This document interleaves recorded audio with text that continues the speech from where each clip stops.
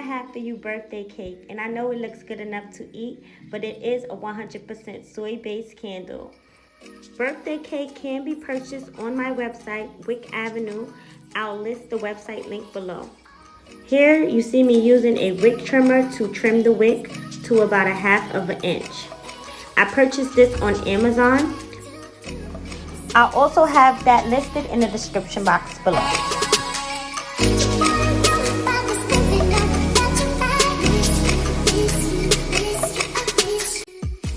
And now I can light my candle.